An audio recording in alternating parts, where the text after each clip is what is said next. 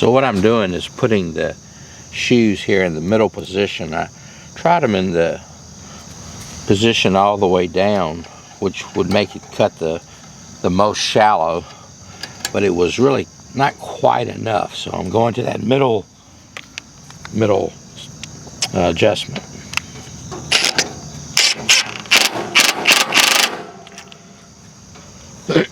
Excuse me. You can see that's pretty easy.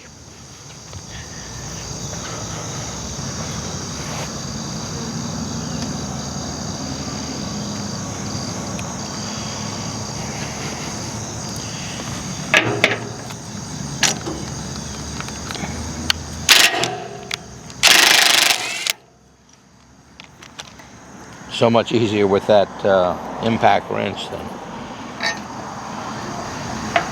a socket.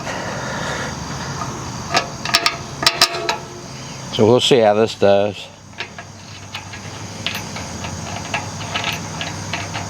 See if it gives us the depth we want.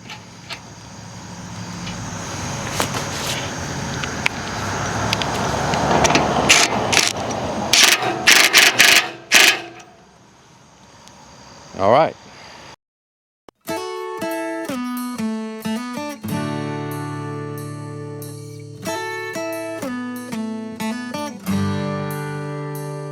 So we're going to put out our sign today. I think this looks like a good spot. The ground's still pretty hard, but that seems like that'll sit there pretty good. And we're going to get to work. This morning, and no doubt this kind of work makes me happy. It's a beautiful, beautiful morning here in Central Virginia. And we're going to get to tilling.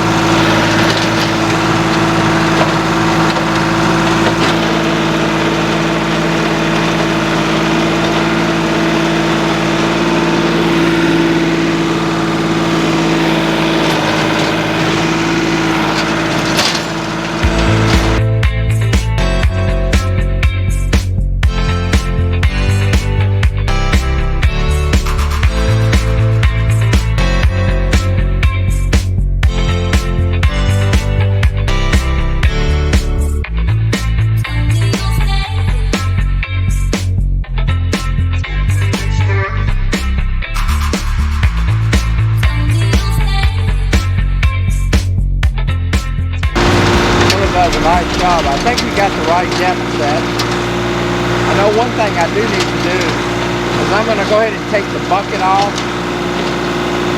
just so it gives me a little more insurance about not bumping into fence or anything.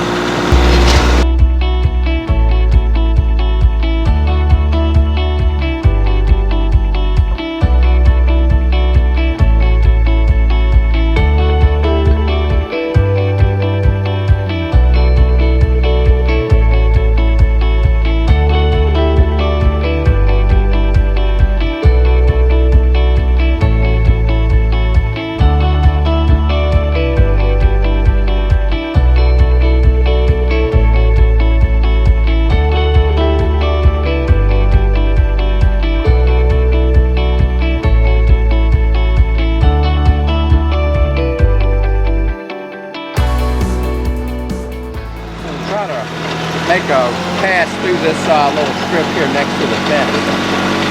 Like I said, I'm trying to be very, very careful about this fence.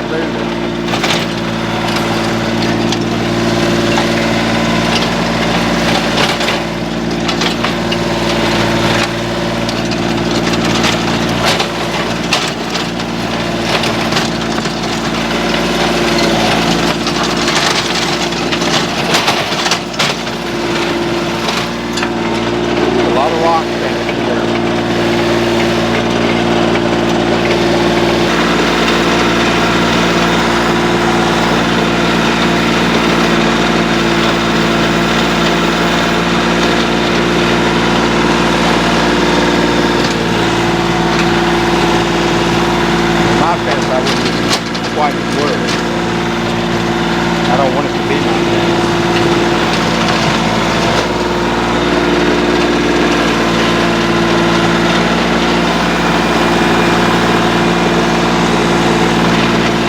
Well, I think that's gonna do it for the tilling. I made basically 2 passes over the whole thing, and it's probably got 3 or 4 inches of really loose soil now mixed in, the topsoil mixed in with that clay, and it really smoothed it out a lot just doing that. And now we'll get the landscape rake. We'll go and take the tiller off, get the landscape rake on, and start grooming it with that. So that didn't take long. Let's see, I think I started around 7:30. It's 8:11 now. That's pretty fast, really. So tiller does a great job. Again, it's the TerraForce tiller that I got from Everything Attachments. It's a 60-inch tiller. It's a gear drive, a great tiller. I've only had it a couple years, but I tell you, every job I do with it, I get a little more used to it, and it just goes things like butter. The CK3510 Coyote operates it perfectly. And in fact, you know, sometimes I thought I like to have a bigger tractor, but really I wouldn't want anything bigger than that if we're doing yards like this. Now if I was a big 3 or 4 acre wide open, you know, maybe a bigger tractor would be nice, but for this size yard, it works really good. And you still have to be pretty careful maneuvering around. So I think kind of sad that that's over. I really like running the tiller, but I'll have more opportunity for that. Anyway, so we're going to go put on the landscape rake and continue this job.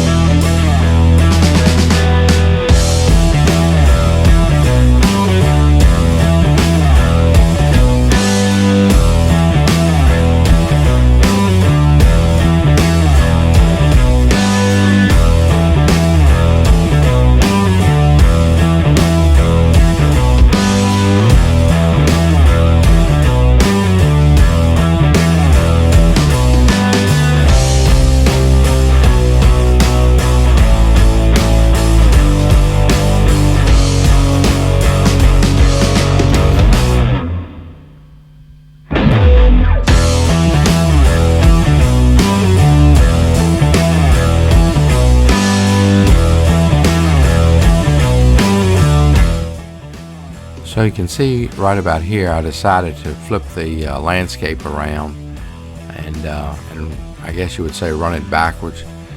I found this is a good way to smooth but not drag a lot of dirt with you. Seems to work pretty good. Landscape rake, very versatile in what you can do with it. And by just having this landscape rake, I've learned how to use it in lots of different ways. So you can see here now that it's taking and making it even smoother.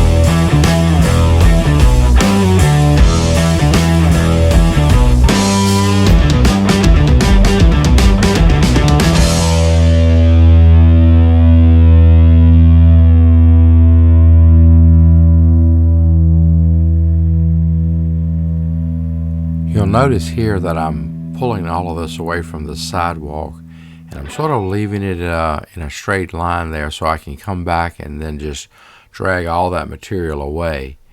I found that's helpful when you have a little tight corner. Just pull it out all evenly, and then you're able to just go back and make one smooth sweep across there and pull all of that debris away from there. Works pretty good. Anyway, so we just went over it with the landscape rake. We found out that turning the rake around backwards and going over it a bunch of times seemed to work better than in the traditional way of having the teeth where they dig in.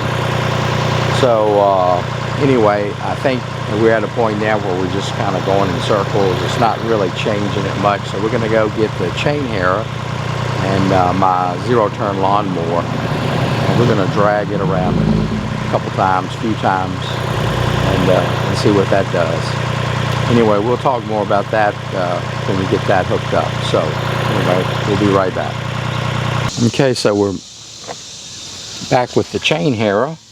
We're going to hook that up, and you can see we've got the teeth pointed upwards. So this is just basically going to act as a drag, fine-tune the smoothing out, and you can flip this over if you want to be a little more aggressive, and then you can turn it around 90 degrees and it'll dig in, or just kind of do like with the landscaping rake. So we're going to put this on and give it a whirl. Good morning. Good morning. How you doing? Okay. What you think? I think it looks great.